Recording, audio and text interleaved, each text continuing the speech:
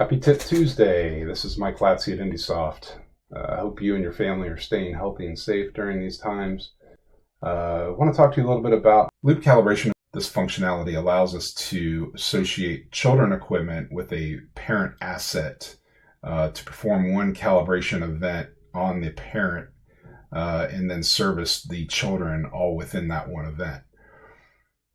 How this works is we set up the children equipment first, and we've added a couple new features here to the Child Equipment Association to allow us to select the associated equipment worksheet as well as the test point tab that you might be using for that particular asset.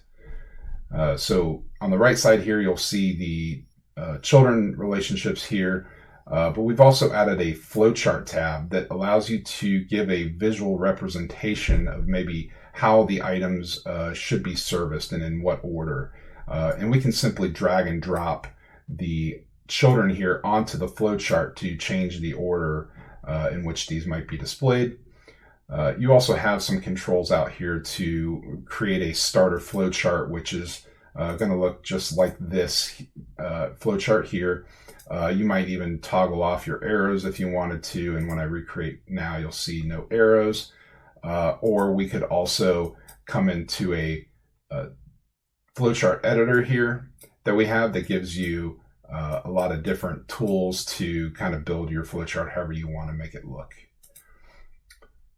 So once we have that built, we also have a checkbox here to designate that this parent is a loop calibration parent. That's going to be very important when you launch your calibration event. I'll show you in Workflow Config how we set these loop calibration events up. Only assets that have that loop calibration checkbox checked are going to be allowed to be selected into our loop calibration event. So in Workflow Configuration, we have a loop calibration event that I've simply cloned from our existing calibration event. But what you'll notice on step 3 event tabs, we also have some new options here. So we're going to set this event up as a loop calibration. And then we're going to come back to this because I'll show you in the event what these mean. But the child assets with tabs, we have some options. Child assets without tabs. We can also override, the schedule updates, the history log that's going to occur for each asset. We also have that flowchart that's going to be able to be saved to each asset as well. So when I run my loop calibration event,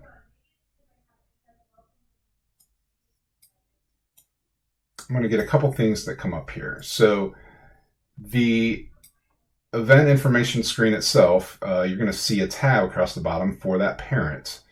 There's going to be test points that are going to be associated with that loop calibration itself.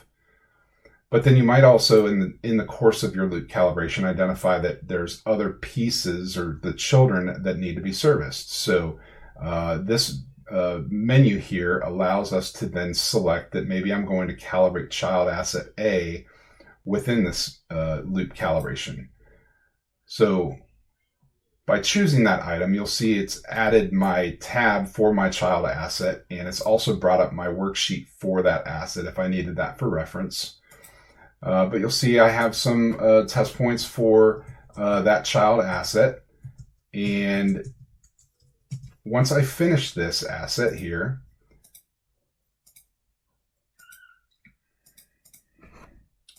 let me fill in some information here.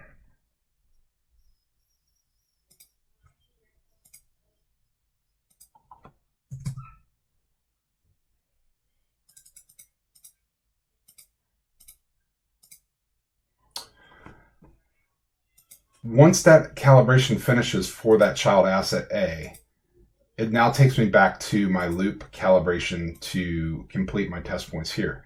You might have additional assets that you are also calibrating within this event as well. But once I finish the loop calibration event,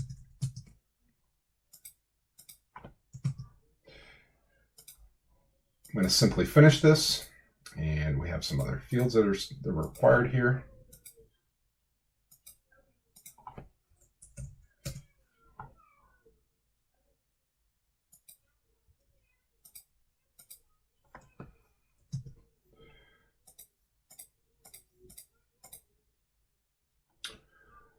So this is going to create a schedule for that loop calibration event, or for that asset.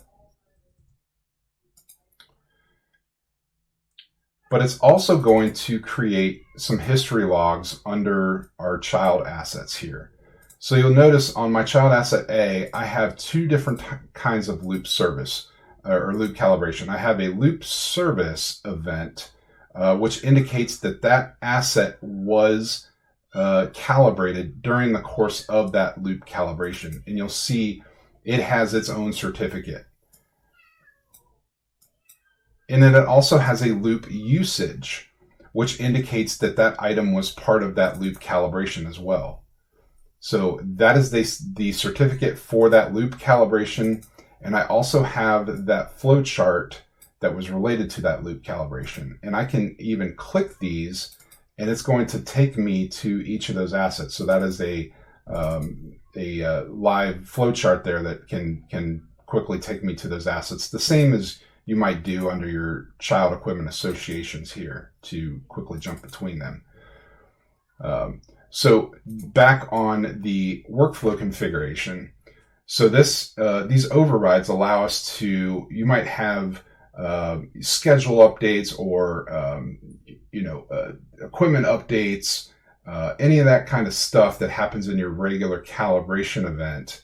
Allow us to bypass those when this is part of the loop calibration, if those items are being serviced during the course of that loop calibration. Of course, all items that are part of that loop calibration, whether they're serviced or not, are going to have schedule updates and history logs logged by default if these options are not turned on. So that just gives us a little more control there and allows us to quickly calibrate groups of items in sequence and kind of keep everything organized. Hope that helps. Have a great day.